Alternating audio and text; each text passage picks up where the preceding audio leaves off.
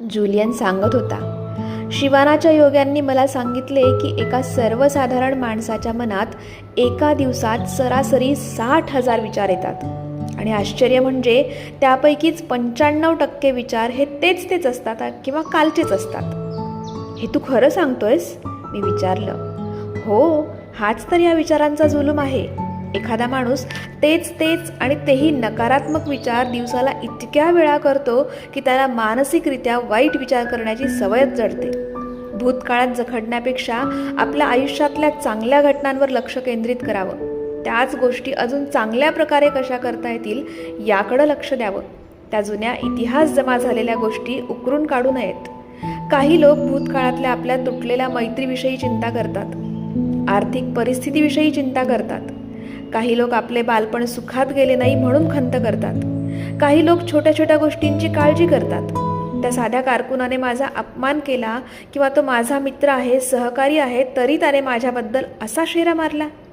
अशा पद्धतीने जे काम करतात ते काळजांना आपले आयुष्य कुरतडू देतात. ही माणसं आपल्या शारीरिक आणि बौद्धिक क्षमतेचा मार्ग रोखतात. या माणसांना हे कळतच नाही की मनस्वास्थ्य हा जीवनाचा केंद्रबिंदू आहे. आपल्या मनात विचार हे सवयींप्रमाणे येतात. जुलियन संभाषण चालू ठेवत म्हणाला, पुष्कळ माणसांना मनाचे सामर्थ्य किती अमर्याद आहे हे माहीतच नाहीये. आपण ज्यांना अगदी विचारवंत म्हणतो ते सुद्धा त्यांच्या मानसिक क्षमतेच्या 1/100 इतका भागच वापरतात. शिवानातल्या योग्यांनी रोजच्या प्रयत्नांनी मनाची क्षमता शोधण्याचा प्रयत्न केला आहे आणि त्याचे परिणाम फार आश्चर्यकारक आहेत. योगी रामांनी रोजच्या प्रयत्नांनी मनावर एवढा ताबा मिळवला आहे की त्यांच्या हृदयाच्या ठोक्याची गती ते स्वतःच्या इच्छेप्रमाणे हळू करू शकतात. त्यांनी स्वतःच्या शरीरावर एवढं नियंत्रण ठेवलं आहे की काही आठवडेसुद्धा ते न झोपता राहू शकतात.